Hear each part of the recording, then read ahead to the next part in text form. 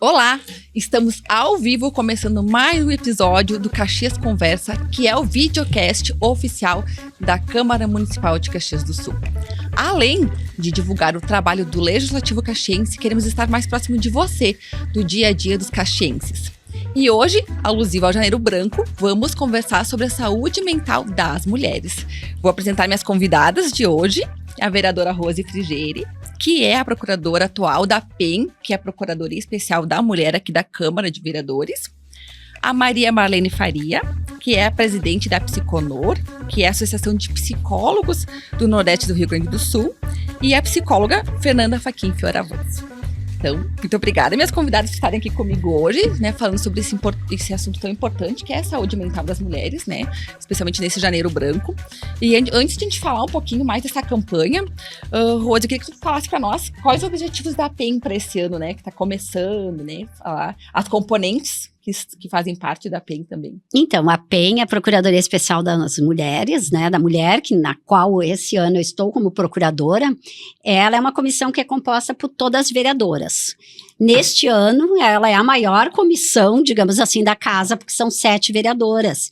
E não fizemos ainda o projeto para todo o ano, mas nós queremos a cada mês trazer uma pauta importante, de preferência aqui no videocast, se possível, de tratar algum tema específico das mulheres. Este primeiro, que é o Janeiro Branco, nós vemos que é um momento, depois eu acho que também já quero agradecer a participação de todas aqui, as psicólogas vão poder falar melhor, mas nós pensamos que como tem muito debate nessa questão da prevenção, da conscientização do Janeiro Branco, nós precisamos fazer um recorte, porque quando se fala de saúde mental, não dá para ser tratado todos os grupos como igual, e como eu imagino, e eu sei que está tendo bastante debate em relação ao Janeiro Branco, nós optamos por trabalhar a especificidade das mulheres, porque, em primeiro lugar, a gente sabe que as mulheres são muito mais atingidas na sua saúde mental do que os homens, por vários fatores, né? Nós podemos destacar aqui a questão de fatores biológicos, mas não apenas.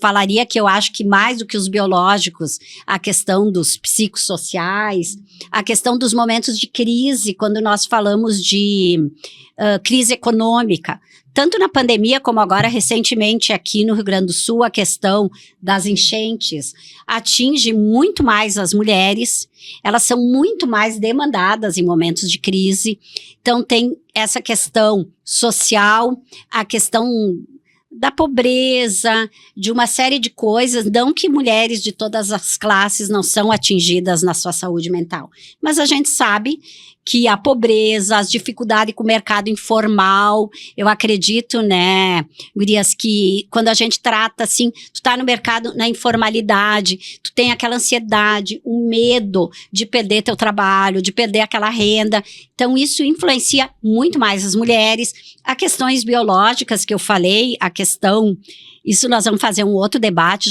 já convido aqui vocês, já temos convidado a questão de todo o processo, não só da menopausa, mas do climatério, que a gente não sabe, mas o climatério ele atinge as mulheres a partir dos 40 anos e vai até os 65 ou mais. É praticamente mais do que é muito tempo da vida das mulheres que os hormônios fazem aquele zigue-zague que interferem. E por fim, já para passar a palavra, eu acho que a questão dos abusos, as mulheres sofrem muito mais abusos psicológicos, físicos, abusos sexuais, e isso interfere muito, né? Tem pesquisas mostrando que as crianças, em torno de 30% de crianças, de adolescentes sofrem algum tipo de abuso, e isso vai depois, na fase mais adolescente, na fase adulta, retornar de alguma forma através da saúde mental. Porque eu estava lendo um médico psiquiatra, o nome dele é Joel Renaud Júnior, é de São Paulo. Ele diz que 80% das pacientes deles, mulheres, que tiveram alguma automutilação, alguma tentativa de suicídio ou próprio suicídio, 80% delas sofreram algum tipo de abuso na sua fase ou na infância anterior a esse episódio, né? E isso também é muito mais forte nas mulheres. Sem contar que as profissões que mais sofrem com a doença mental, por exemplo, saúde, a educação, a maioria são mulheres. Eu, como professora, tenho uma questão específica, o medo que as professoras estão muito doentes. E a maioria da educação são mulheres. Então, realmente, a saúde mental das mulheres, ela é muito mais atingida do que dos homens, né? É cerca de acho que 25% das mulheres têm ou terão algum tipo de transtorno na sua saúde mental, na sua vida. E os homens é a metade disso, então é um tema muito importante para a gente debater enquanto mulher aqui. Eu vou perguntar para as meninas, então, por que é tão importante a gente considerar a saúde mental dentro da saúde da mulher, né? Esse nicho da saúde mental, assim. Acho que até para prevenir esses casos de violência, talvez, doméstica, alguma coisa assim, delas sendo fortalecidas, estando amparadas, elas podem prevenir algum caso, assim. Então, acho que é importante considerar esse contexto, né, da saúde mental, dentro da saúde da mulher. Acho importante a gente trazer uma questão que a Rose traz, na fala dela, ela traz alguns pontos que são fundamentais quando a gente pensa no marcador de gênero, especificamente, né, no marcador social de gênero. Quando a gente pensa em políticas públicas específicas, a gente tem que recorrer a esse conceito do marcador social, né, que pode ser de gênero, raça, cor, etnia. No nosso caso, a gente está trazendo, então, à baila para discussão a condição das mulheres na sociedade e os impactos disso na sua saúde mental, né. Então, a Rose traz alguns pontos muito importantes, assim. Quando a gente pensa socialmente, culturalmente, né, como ao longo dos séculos nós fomos nos desenvolvendo como sociedade, as mulheres ocuparam um lugar muito determinado socialmente, que é o lugar de cuidadoras, né? Esse lugar de cuidador, hoje, com os estudos recentes que nós temos, nós conseguimos compreender que as mulheres, no exercício do cuidado, elas ficam num segundo plano em relação a elas receberem cuidado e a elas terem um olhar social para o cuidado. Então, é muito recente a gente debater especificamente assim, a questão de que as mulheres têm um impacto social em relação a essa condição delas, né, como cuidadoras. E, consequentemente, é óbvio que mulheres que ocupam espaços, né, nas políticas públicas, por exemplo, mas não só, como na saúde, como enfermeiras, como trabalhadoras da saúde, como na educação. Assistência também. Na assistência social, exatamente, vão ter efeitos em relação a essa lógica, né? E por isso a importância de a gente pensar em cuidados específicos para essa população, né? Maria, então a gente está no Janeiro Branco, né? Então esse mês tem muitos eventos aí. Qual que é a importância dessa campanha, especificamente na saúde da mulher? Essa campanha é maravilhosa, né? Já existe há mais de 10 anos, foi um colega psicólogo, acho que de Minas, né, Fê, que criou, e a cada ano se fortalece mais, né? Janeiro Branco, porque está começando o ano, nós temos tudo em branco para construir através das nossas escolhas, né?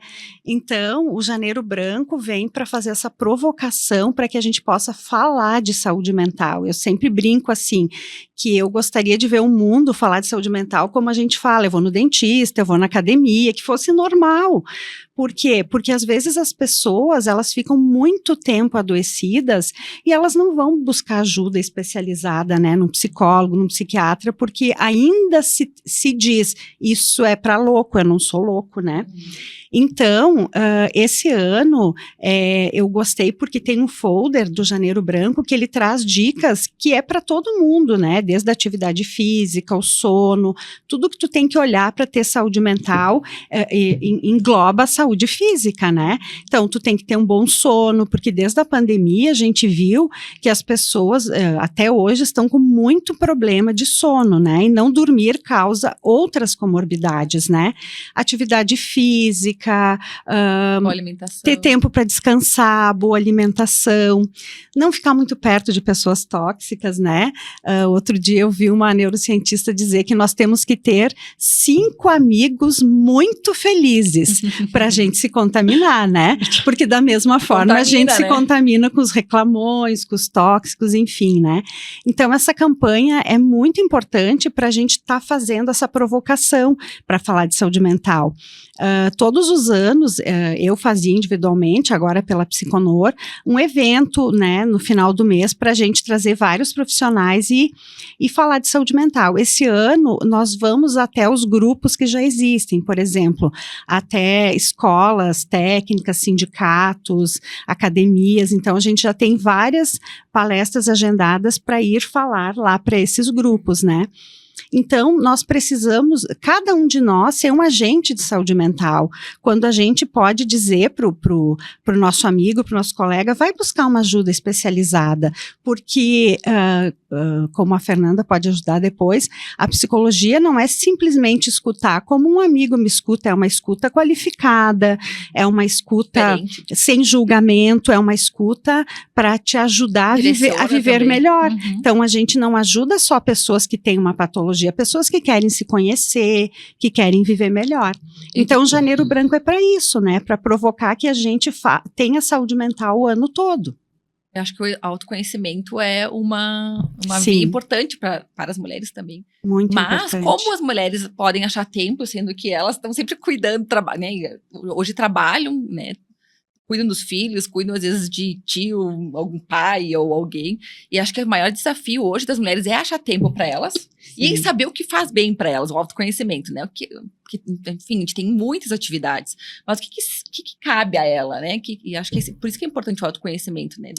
Dentro dessa abrangência de tantas coisas que tem, o que faz melhor para ela, né? E arranjar tempo, né? Eu estava até pensando agora, quando a Maria Marlene estava falando, né? Muitas vezes, claro, existe as políticas públicas, o próprio SUS, ele tem várias políticas e no último ano, foram criadas outras políticas específicas da saúde mental, específica para as mulheres, né? Então, no sistema do SUS existe isso, existe o programa integral, a saúde da mulher, incluindo a saúde mental, mas muitas vezes a gente sabe que isso não funciona. Porque eu estava aqui me lembrando, eu sou professora, né, estou vereadora, mas sou professora, e nós temos muito, eu vou falar a partir da pandemia, porque a gente pensa que a pandemia passou, faz 5 anos e que tudo foi uma fase difícil, mas eu acredito que a maioria das pessoas não voltaram a ser o que era antes da pandemia, né, mas vou falar que 2022, por exemplo, eu estava na sala de aula, quantas alunas, principalmente alunas, saíam correndo da sala de aula ou por crise de ansiedade, ou porque uma outra contou assim, eu me lembro que eu estava trabalhando a idade média, professora de história, e ela disse, prof, eu fui abusada na pandemia. Assim, do 7º ano, na frente de todo mundo, né? E aí a gente tem que fazer todo um movimento, a gente, professora, que não tem esse conhecimento, mas a gente acaba adquirindo, né? E aí tu vai tentar encaminhar um projeto, tem crianças, adolescentes, estudantes há 3 anos esperando do SUS, aqui em Caxias, um atendimento.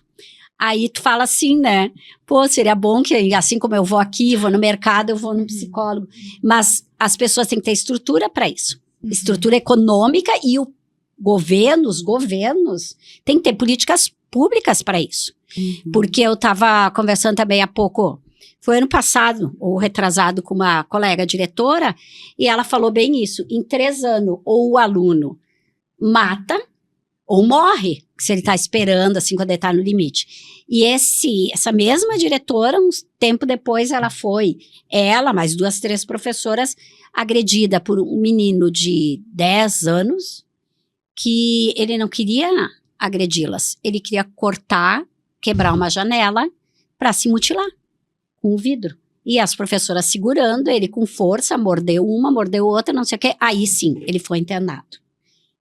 E a escola pedindo há mais de 3 anos um atendimento por algum projeto e tal. E isso acontece sempre. Quando a gente fala das professoras que estão adoecidas, não é só elas, mas é todo aquele espaço de uma escola, né? E aí, assim, já vou passar para essa área específica, assim, mas eu pensando uma saúde mental, não é só o atendimento específico, porque quando a pessoa já está doente, tu tem que dar um tratamento. Mas a gente precisaria de muitas políticas públicas para evitar que ela fique doente. Né? Aí eu posso pensar na cultura, no lazer, no esporte, no turno contrário, pensando assim na juventude. Mas nas próprias mulheres, na sociedade como um todo. Tu tem que ter outros espaços que não seja só o trabalho, o celular, que isso é um grande problema para a sociedade, né? Não é só para as crianças, não é só para adolescente, é para gente, para adulto. Nós estamos trabalhando muito mais com o celular. Aí as pessoas me dizem, mas tu não precisa responder no sábado, no domingo de noite. Tá, eu não preciso, eu sei. Só que se eu deixo pro dia seguinte, acumula, e aí quem não vai dar conta vai ser eu. Então a gente mesmo está fazendo alguma coisa e está respondendo, está trabalhando. Então tudo isso são coisas que a gente precisa para prevenir também que tu fique doente, né? Então, acho que as políticas públicas são muito mais abrangentes do que só o atendimento pela RAPS, né? Que é a rede de assistência, né? A questão da saúde mental. Ela é muito mais ampla porque ela tem que prevenir que tu fique doente. E a prevenção é muito mais barato, né? Exato. É verdade. Só que agora me veio uma frase na cabeça que podia ser uma campanha assim, ó. A saúde mental não pode esperar. Porque aquele adolescente que ficou esperando lá, vai tirar a vida, a gente atende hoje muitos adolescentes com automutilação, porque eles já têm as patologias deles, né, desde a infância, enfim, que a gente também não quer nomear aqui, mas enfim, para aliviar essa dor emocional, a pessoa se corta porque ela tem um alívio no cérebro. Quando ela se corta, ela tem um alívio da dor emocional. Então, muitas vezes esses adolescentes, eles estão em famílias, em contextos, assim, muito doentes, que o pai e a mãe bebem, que ninguém acolhe esse adolescente. Então, tudo vai piorando, né? Porque não tem esse acolhimento. E tem casos que a gente tem que dizer, olha, eu só vou ajudar teu filho se eu puder te orientar também. Porque não adianta, né? O contexto é adoecedor, né? É um sistema. E voltar para o sistema. Maria, é uma pergunta para vocês. Assim como as mulheres não têm classe social para sofrer a violência. Não. Claro que se tu tá sem comer, a pessoa tá desequilibrada, tu não tem uma estrutura, a propensão a tu sofrer a violência é muito maior. Mas também eu acredito que as crianças, em classes sociais, em família aparentemente estruturada, também sofrem disso. Porque o abuso, que eu comentei antes, ele não tem classe social, né? A gente vê pessoas ali que, o cara é o cara do futebol, o cara legal, o cara da comunidade, e quando tu vê, ele é um abusador, seja psicológico, seja físico, seja sexual, dentro de casa, né? E isso não tem classe, né? Então, eu acho que também ele perpassa outras classes sociais. Talvez não venha tão a público, porque a gente sabe, dependendo do bairro que tu mora, do local que tu mora, tu consegue abafar mais do que se é numa comunidade que todo mundo sabe, ouviu, né? Mas essa automutilação, ela perpassa, né? Imagino as classes sociais também. E todos os abusos que existem, não só o psicológico, né? Tem o sexual, todos esses influenciam na saúde mental. Sem dúvida. Uma questão, assim, né, a gente comentando sobre a questão dos abusos e da condição das meninas e das mulheres em relação a isso, é importante a gente refletir que dificilmente a criança, né, as crianças, eu acho que elas são na estrutura social,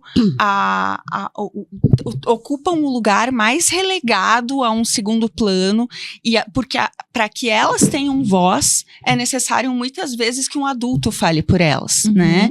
Então isso fica muito mais complexificado quando a gente está falando de questões da ordem dos abusos, né?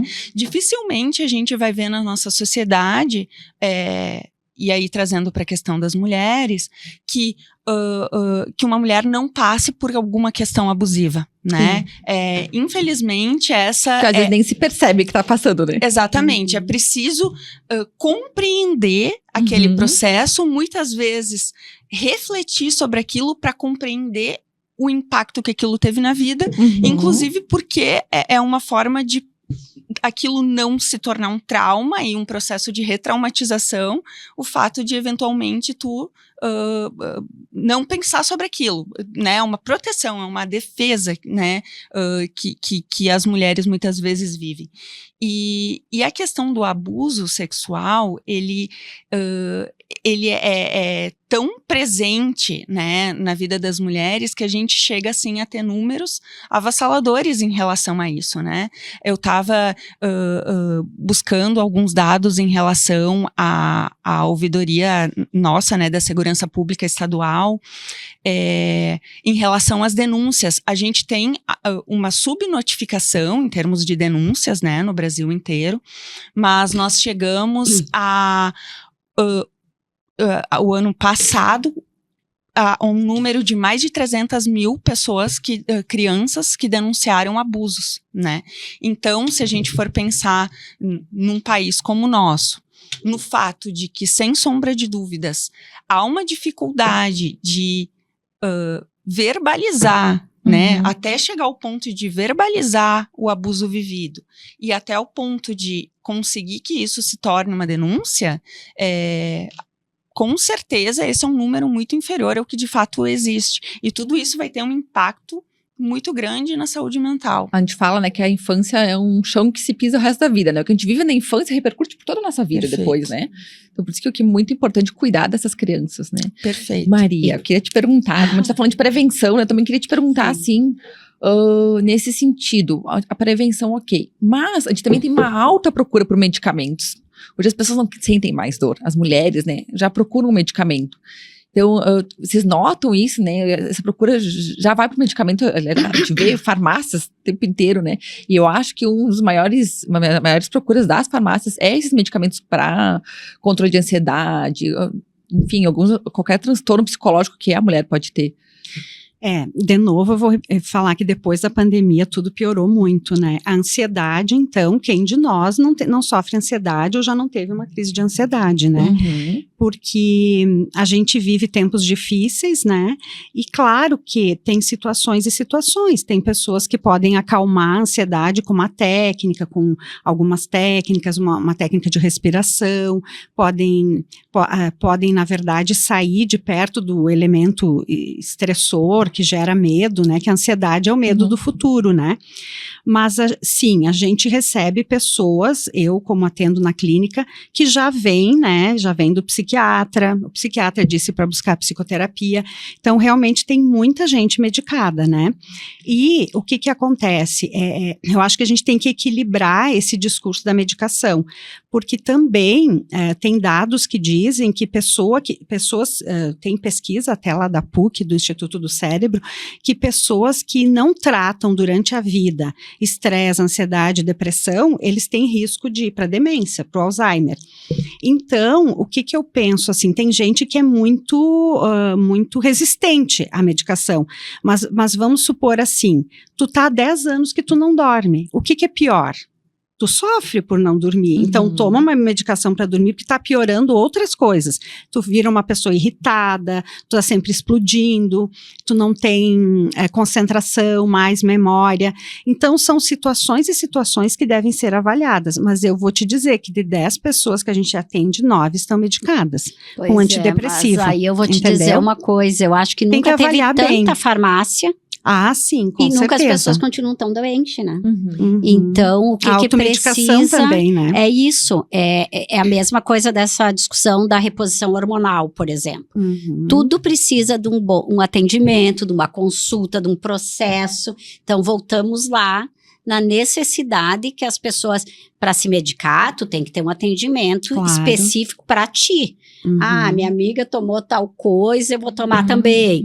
Ah, fulana pega isso, eu pego. Não, tu tem que ter Teu caso é o teu caso, teu filho. atendimento em todas, tanto psico como físico, né? Sim. Mas para isso tem que ter estrutura para as pessoas. Sim, tem que ter Aí- atendimento, né? Aí a Cris comentou essa questão do tempo, né? Eu fico aqui pensando, a gente falava, né? A dupla jornada. Dupla jornada, quem dera, né? Já era. Dupla jornada era Já bom, era. é muito mais do que dupla. Ainda assim, as mulheres de antigamente trabalhavam em casa, trabalhavam fora. Minha avó trabalhava em casa só, né? Minha nona trabalhava em casa. Mas não tinha aquela pressão também que a sociedade às vezes cobra de tu tá bem. Então, tu é uma guerreira, tu é uma lutadora, tu é... Sabe? Então, é uma carga que as mulheres se cobram, a gente se cobra, a gente não pode errar, a gente não pode falhar, a gente tem que dar conta de tudo, né? Sim. Da casa, da família, do trabalho, A do estudo. sobrecarga das A mulheres. sobrecarga, as demandas. Uhum. Então, tu vai dizer assim, meu Deus, como eu ouço isso e faz 40 anos que eu reclamo disso. Ah, mas do meu marido eu não posso me queixar porque ele me ajuda. Bom, se tu diz que o teu marido te ajuda, tu ajuda teu filho a fazer os temas, porque quem tem que fazer os temas é ele, mas tu ajuda. Se eu digo que o meu marido me ajuda, eu já tô partindo do pressuposto errado. Se eu e ele trabalhamos fora, ele não tem que me ajudar, ele tem que dividir as coisas comigo. É ele que tá me ajudando como... É papel dele também. Porque acaba aí é conhecimento mais dele. um encargo teu pedir ajuda, que muitas vezes cansa mais, até para filho, filha, cansa mais tu pedir ajuda do que tu fazer as coisas. Sim. Então, quando tu diz que teu marido te ajuda, alguma coisa está errada. Porque eu tô dizendo, bom, quem tem que fazer as coisas em casa sou eu. Essas coisas da pandemia, que muitas coisas ficaram. Os atendimentos online, as aulas. Gente, nós como professora, tinha gente que dizia isso, aquilo, foi o ano pior. Eu não tenho a mínima dúvida, 2021 foram os piores. Mas, se o marido, se o pai, se alguém trabalhava em casa, e tinha criança ali também. A criança ficava onde? Entrava num quarto para trabalhar, o outro no outro. A criança ficava no quarto da mãe. Na maioria dos casos, também não gosto de generalizar, porque toda generalização traz injustiças. Mas estou dizendo, na maioria dos casos, das coisas que a gente ouvia. Aí muitas crianças com autismo, muitas crianças com crise também de ansiedade, porque a mãe tinha que estar lá dando aula e a criança de 4, 5 anos ficava ali. Aí muitas vezes se machucava. Aí a mulher se culpa. Então, é um ciclo, né? Que tu mesmo, enquanto mulher, tu tem que tentar romper. Embora seja difícil, porque é uma estrutura de uma sociedade que vem sobrecarregando as mulheres. naturalizou a sobrecarga das mulheres. Uhum. Quem de nós, Naturalizou. às vezes, não está aqui ou noutra atividade e diz, eu tenho que ir no mercado comprar café. A nossa cabeça sempre está Sempre com trabalhando. 1000 coisas para fazer, porque se naturalizou que a mulher dá conta de tudo. Mas outro dia, o Renato Caminha palestrou num evento nosso, e ele falou assim, vamos parar com essa história de função materna e função paterna, que a única coisa, a única coisa cientificamente que o homem não pode fazer é amamentar. Então, o que acontece muitas vezes? A mulher também acaba nessa armadilha da sobrecarga, porque daí, digamos que o marido diz assim, vai lá que a tua mãe te acalma, mas ele também pode aprender a acalmar a criança, né? Então, eu vejo no atendimento às mulheres esse como o maior problema. A Mulher Maravilha, que ainda aceita, que tem que dar conta de tudo e ainda estar maravilhosa, linda, bonita, porque, né, tem que estar nesse padrão social que escraviza as mulheres, né? E como a gente muda isso com conscientização, né? Conscientização que não precisa ir, tá tudo bem se não conseguir dar conta de tudo, né? Sim, por isso que esses debates, né, eu acho que eles são importantes. Às vezes aqui na Câmara também a gente ouve, muito janeiro branco, fevereiro não sei o quê, maio furta-cor, né? E não sei o quê. Mas isso são o dia de combate ao AVC, que também foi uma lei que eu fiz. Não é só para dizer que fez uma lei, é porque tu tem que aproveitar aquele dia para conscientizar, para fazer o debate. Claro, isso deveria acontecer sempre, mas pelo menos é um momento que tu consegue fazer esse debate. Então, essa questão da prevenção, da conscientização e do tratamento, ele é importante a partir desses próprios debates, né? E quais dicas que a gente pode trazer, eu acho, aqui para as pessoas manter as mulheres, né, ter uma saúde mental em equilíbrio. Eu acho legal que a gente falou dos medicamentos, mas eu sei que além dos medicamentos, um médico ou um profissional vai avaliar a suplementação. Às vezes a pessoa não toma sol, vitamina D é bem importante. Muitas pessoas estão adoecidas porque nunca avaliaram as vitaminas. Isso. Às vezes é uma falta de vitamina, tomar um sol, né? A B12 principalmente, né, que dá muito cansaço. E a D, todos nós deveríamos, eu tomo manutenção, porque a gente não toma sol. E aí a falta da D também provoca muita coisa, cansaço. Aqui na cidade que é mais fria, né? Então chega o inverno e ninguém mais toma sol. Não esquece o sol. A Rose toma, olha como ela tá bronzeada. Eu tenho pra vender vitamina D, essa eu garanto. Mas enfim, é todo um contexto que eu acho que uma ajuda profissional também pode avaliar a mulher, né, nesse sentido, né? Vamos avaliar a suplementação, vamos ver se precisa de medicação. Então, quais as dicas que a gente pode trazer aqui para a mulher ter uma saúde mental em equilíbrio? Eu diria que uma das questões que não está colocada como óbvia, mas que é interessante a gente pensar, é o acesso à informação. Isso que nós estamos falando aqui em relação a esses processos de autocuidado, eles, muitas vezes, eles não são dados de uma forma ampla, né? A gente precisa ter informação e acesso a essa informação de qualidade para que a gente possa compreender, né, as nossas necessidades. No caso de a gente pensar na saúde mental, de fato, né, a saúde mental ela é algo que a gente pode perpassar de uma forma integralizada. Há diversos elementos que a gente deve estar avaliando para pensar uma saúde mental de qualidade. Mas eu colocaria na base de tudo isso a gente ter uma busca por políticas públicas de acesso que se tornam fundamentais e pulverizadas, capilarizadas para toda a população, em primeiro lugar, né?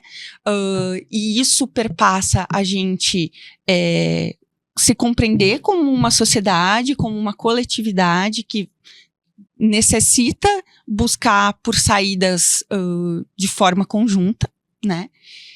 E para daí sim a gente poder fazer uma construção sistemática desses processos. Então, a gente, por exemplo, uma das questões perceptíveis, né, no Brasil, é que, por exemplo, a saúde foi uma política pública muito estruturada em alguns anos de existência do SUS, né?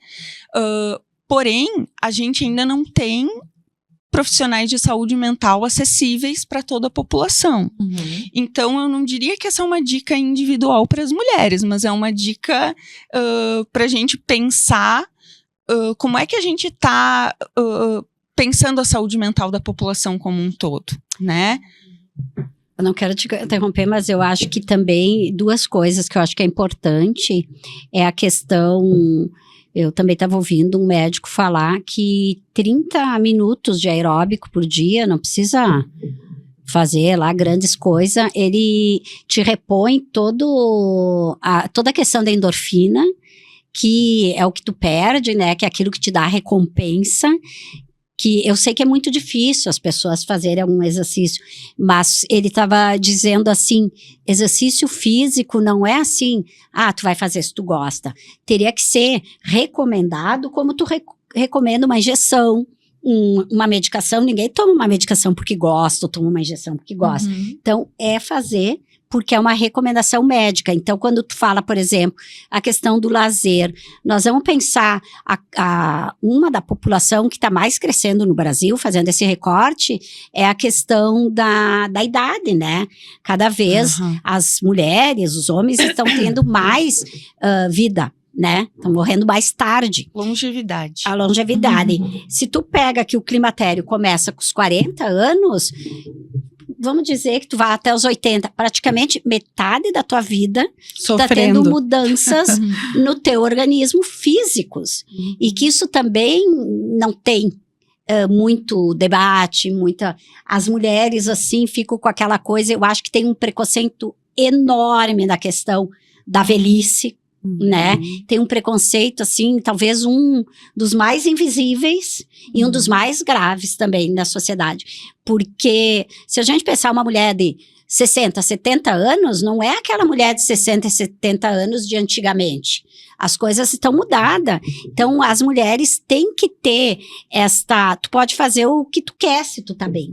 Mas existe um preconceito. Parece que passou a tua fase reprodutiva, tu não serve muito. Ainda tem isso na sociedade. Tu é velha, né? Um termo, não é por ser velha. É a forma como tu encara isso, né? Então, eu acho que isso é uma coisa muito importante para se trabalhar, essa questão física mesmo, que tu pode repor de alguma maneira, né? É uma forma de tu conhecer e tu prevenir alguma questão mental. E já pensou, vereadora, se a gente pudesse ter academias públicas, né, para fazer atividade física? Então... E por que não? Porque hoje a gente sabe que é o nosso dever fazer atividade física, porque eu já vi idosos na academia que dizem, eu cheguei aqui cheio de dor, agora eu tô bem, né? E eu já vi prefeito dizendo que tu tem que aumentar a idade para aposentadoria, porque ele vê as pessoas se aposentando e indo para academia. Como se tu tivesse que se aposentar só quando tu puder ir para uma cadeira de roda, para uma clínica, ou ficar dentro de casa, gastar teu dinheiro em medicação. Então, é toda uma filosofia de vida na sociedade que a gente pode debater para resolver e ajudar essa questão da saúde mental. Né? E essa questão da menopausa é muito importante, né, Rose? Aliás, eu estou vivendo isso, eu posso falar Pode bem. falar na prática. Né, o quanto a gente fica diferente, né? Porque as principais mudanças são no cérebro, né? Tem mais de 70 sintomas que a mulher não sabe que são da menopausa. Então, claro, a maioria sabe que é os calorões, né?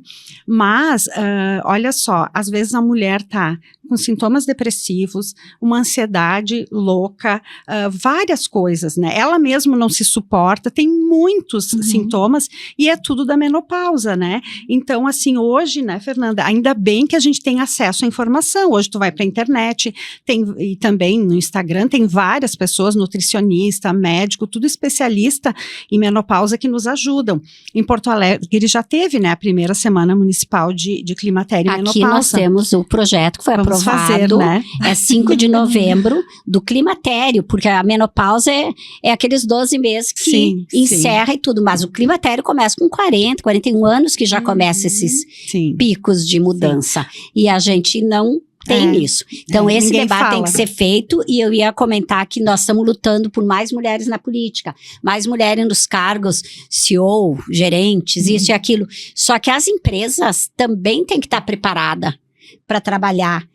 Talvez uma mudança de humor, que às vezes é no dia esses picos. Não é para todas as mulheres, para cada uma acontece de uma maneira, mas isso é um debate que as empresas têm que ter também. A questão hormonal, porque a saúde mental, a TPM, a saúde mental, ela atinge diz a que tem mulher, empresa que na TPM as mulheres ficam em casa, sabia? Tu tem que ter esse debate para as empresas, para te não achar, não, aquela ali é super competente, mas não serve porque é doida. Então, eu vou botar um homem, que o homem é mais, né? Tem que saber que é muitos anos da vida da mulher, que isso são aspectos biológicos também, que tem que ser trabalhados. Por isso, né, a importância, Rose, de pessoas como tu na política e todas nós nos espaços públicos que ocupamos, podermos lutar por essas bandeiras que são nossas.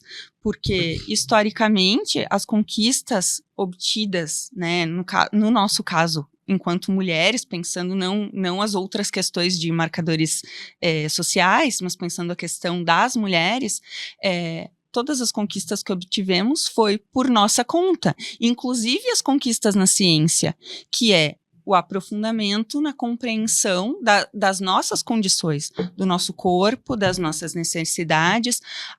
Um exemplo, aqui trazendo assim um recorte, é o próprio estudo sobre a condição de endometriose.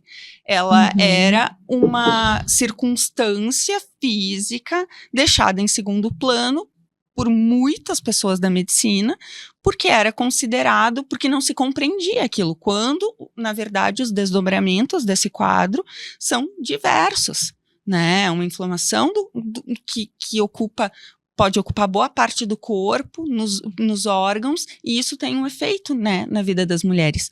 E quando a gente fala de climatério, menopausa e outras condições que o nosso corpo, de todas nós, vai passar ao longo da vida, muitas do olhar que se tem sobre isso é porque mulheres ocuparam lugares específicos para visibilizar essas condições na ciência e em outros espaços também. Fernanda, acho que esse até é tema para um próximo episódio, né? Porque a gente já está encerrando o tempo de hoje, né? E eu já vou aproveitar e agradecer a vocês por estarem aqui com a gente nesse Caxias Conversa, falando desse assunto importante que é a saúde mental da mulher. Cris, e que a gente pode ver que tem vários desdobramentos. Imagina se não tiver mulheres vereadoras, por exemplo. Sim. Esse tema é um tema que ninguém vai trazer.